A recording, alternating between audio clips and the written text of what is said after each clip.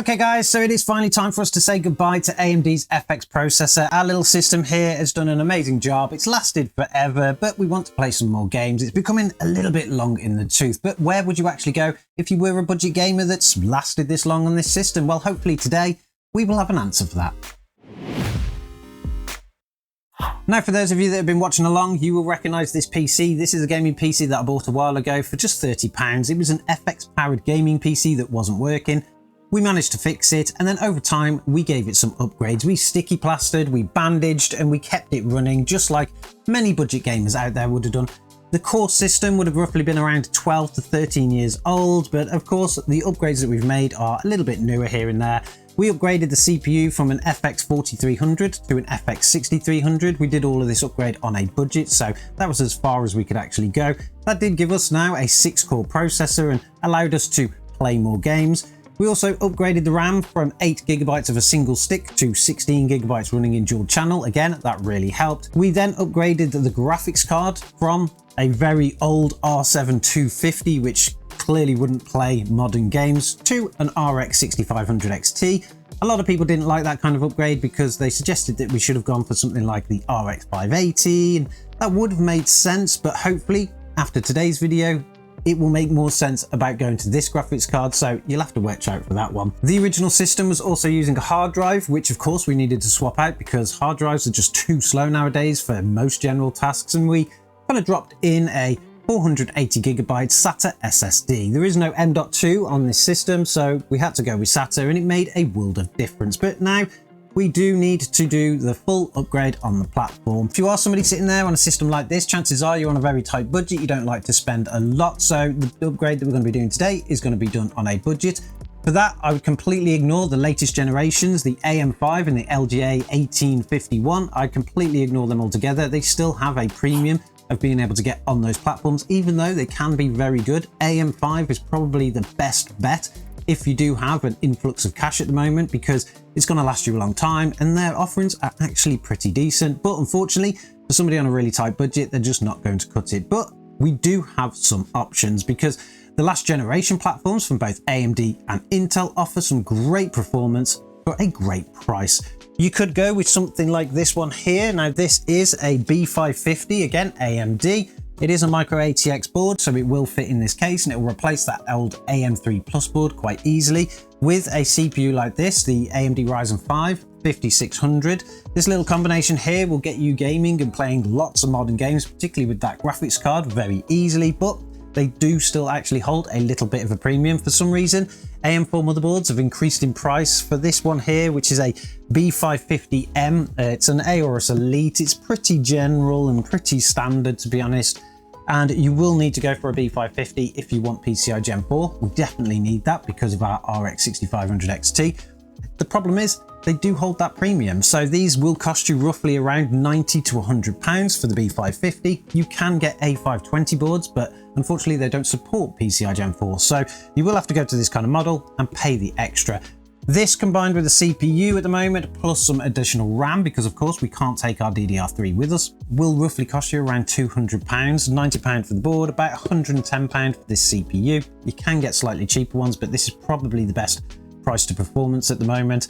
And then roughly around £10 to £20 for some DDR4. It's not the most expensive upgrade, of course, but I think we can do a little bit better, and that is ditching AMD and going with something from Intel. Now, the kit that we're going to be going for today's upgrade is from Intel, and we've got everything that we need right here. For the motherboard, we have gone with a very budget board here. This is the MSI Pro H610ME DDR4. That means that it is a very budget board, but on Intel side, particularly for LGA 1700, even the budget boards support PCI Gen 4, and because we've gone for the DDR4 one, we're going to save a little bit on RAM here from going for something that would use DDR5, for example. This motherboard here, again, is a budget motherboard, but they're absolutely fantastic. They work perfectly fine, and I've never had an issue with this. It is micro ATX. Not only does it offer us PCI Gen 4, but we also get access to an M.2 slot. Although we're not actually going to be using that because we're going to continue using our SATA drive there.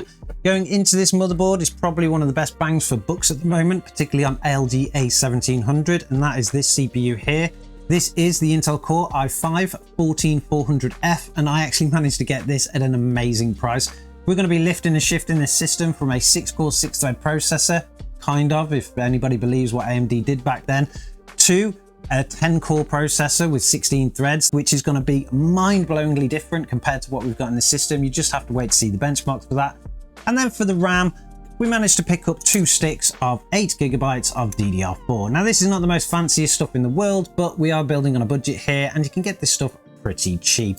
Overall, the upgrade that we're going to be making to this system is going to make a world of difference to it, so let's start putting things together and get it into the system. Now, with the old motherboard out, we can all say goodbye to AMD's FX processor and the AM3 Plus motherboard. It did us a good job and it got us gaming for a while, but it's time to actually set it up and probably make it more of a demonstration piece. I think it would actually look quite nice on the back here on this little stand, so we'll just go with that and you guys will be able to see it in the future. But of course, we now need to build our new stuff. We're going to get the motherboard. This motherboard does come with its own I/O shield. It is a budget board, so don't expect anything super fancy here.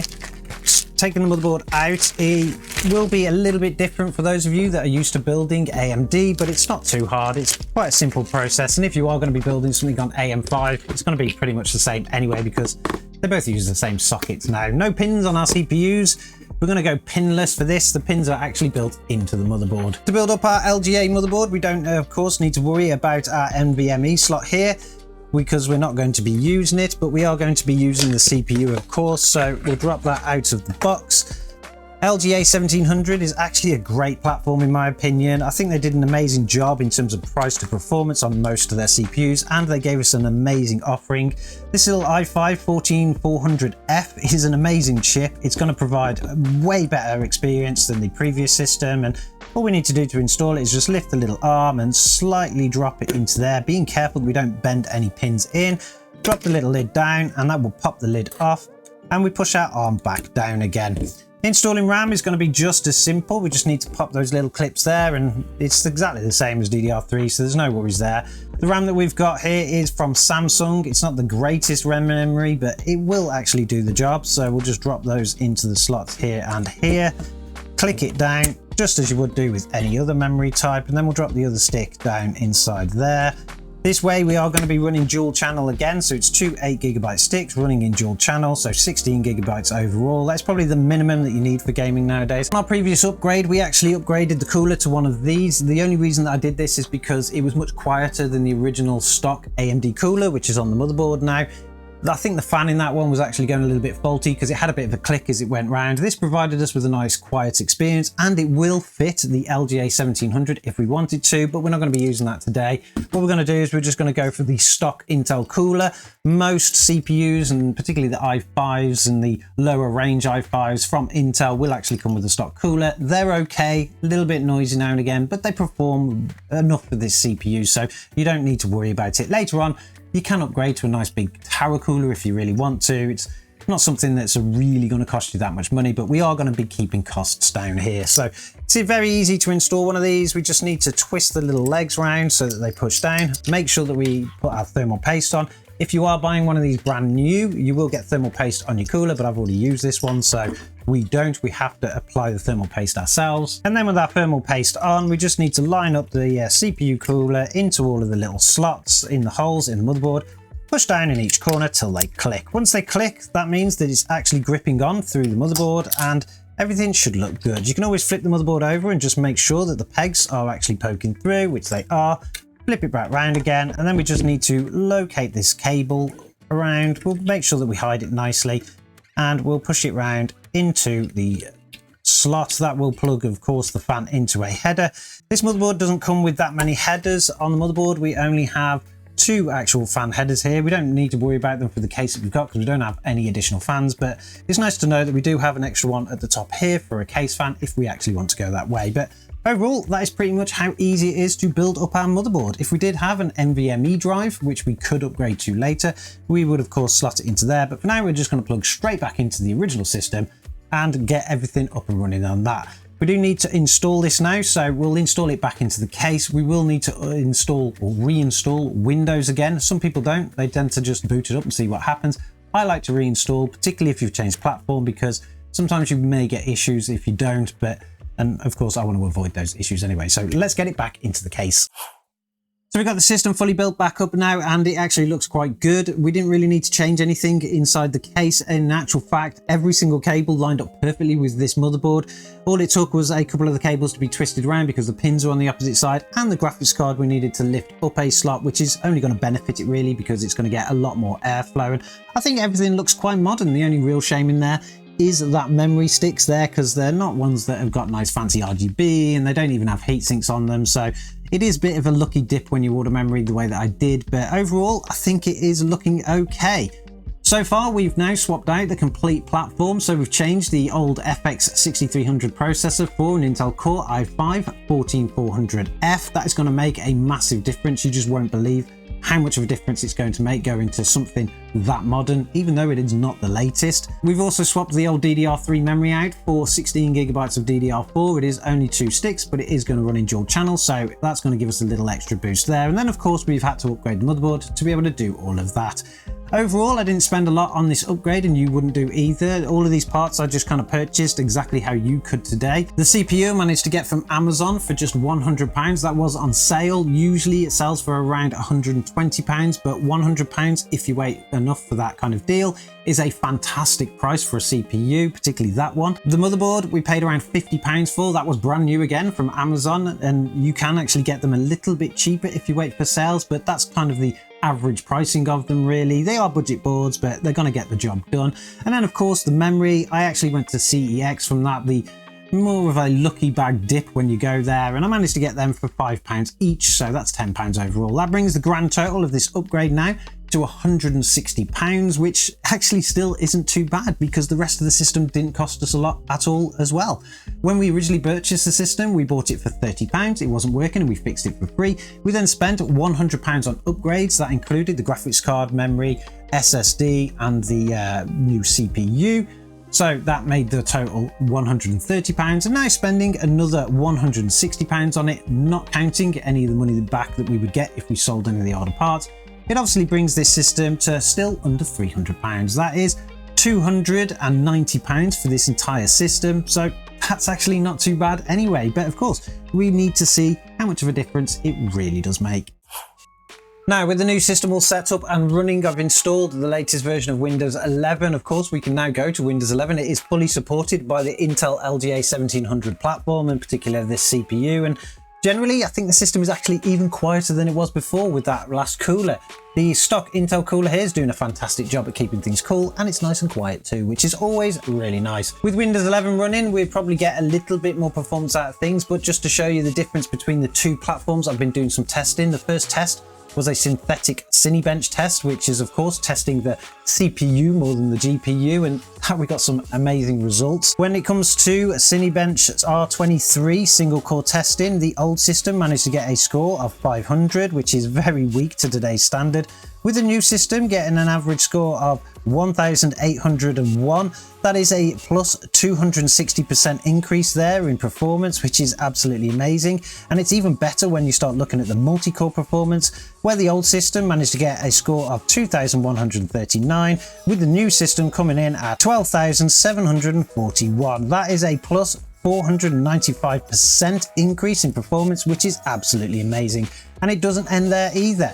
With the previous system, in a previous video, we actually tested a bunch of games on the FX system with the RX 6500 XT. Of course, the RX 6500 XT on a PCI Gen 2 platform was held back a bit, but not too much because the CPU was holding it back enough, and the results of that testing were okay. But with the new system, we saw a great increase across the board. Mad Max were getting an average of around 97 frames per second with a 1% low of 49, and now on the upgraded system getting 157 frames per second on average with a 1% low of 143. That was set in a 1080p with a high preset, but it just goes to show how much of a difference this system really makes. We saw the same in Resident Evil Village, running that game in 1080p with a performance setting because the older system wouldn't actually really play it well in any other.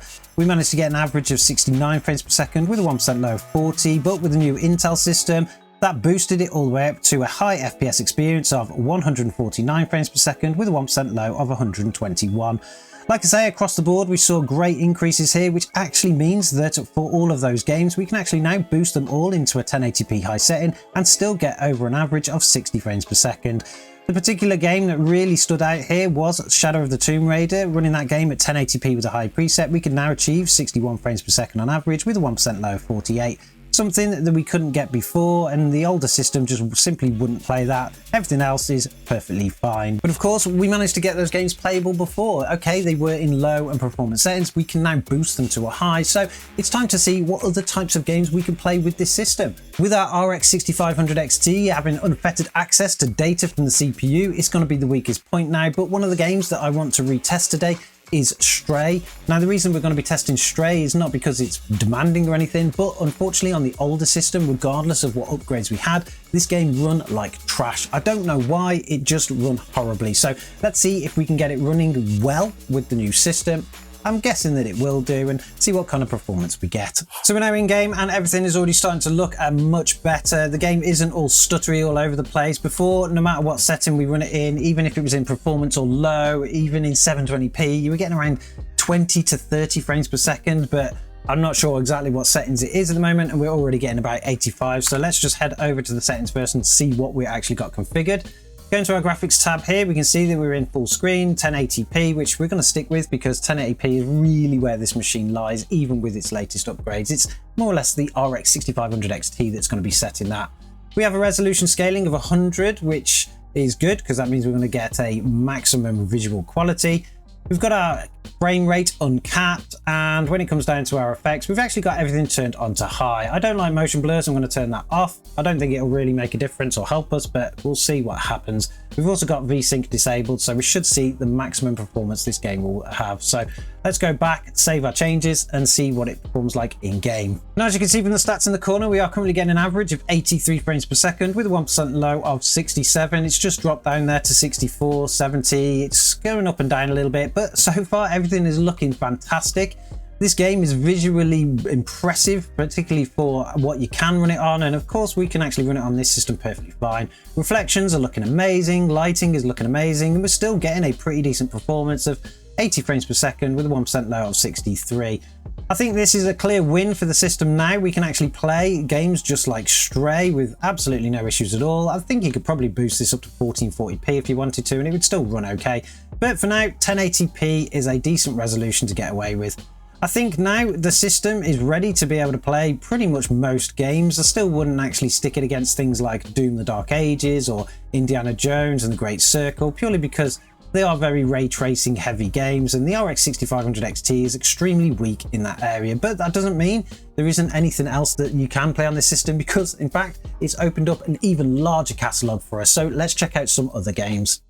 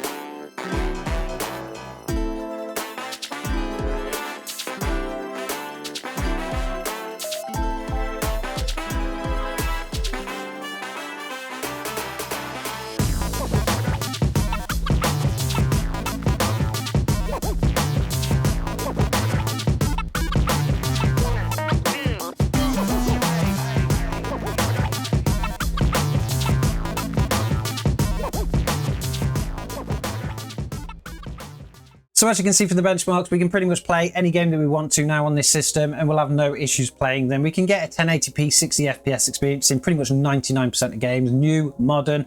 Again, I probably wouldn't try things like Doom the Dark Ages or Indiana Jones and the Great Circle, because the RX 6500 XT is just so weak when it comes to ray tracing. It's going to give a bad experience. But of course, we now have a platform ready to upgrade the graphics card, and you can pretty much go for anything you want.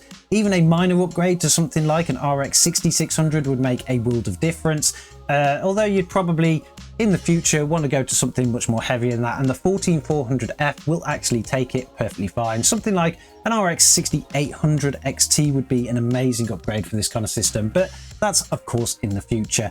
The total spend on this system so far now is of course around £290, which is actually a very cheap gaming PC anyway. If you were to manage to get a graphics card, something like an RX 6800 XT, something like that, and of course you would need a new power supply when you do that. If you could get them for £200 to £300, even at £600 full cost, the system is still an amazing price, and you'll get some fantastic performance out of that too. But there we go. This has now brought us to the end of our FX CPU kind of adventure here. We've taken an old £30 gaming PC, changed it over time into something that will play pretty much most games, and I'm actually really happy with it. Let me know in the comments below what you think of the system and where we took it and how far we actually managed to get this system going without changing too much at a time. It's a good representation of what people will do when they're on a budget. They'll buy a nice budget machine, and over time they'll upgrade different things, and eventually they'll get something like this. Don't forget to subscribe to the channel if you like this kind of content. We're going to be doing very similar series type thing going forward, particularly with other older systems, and we're going to do more tutorials and guides around how to actually keep them alive and stuff. And apart from that, I'll catch you guys in the next one.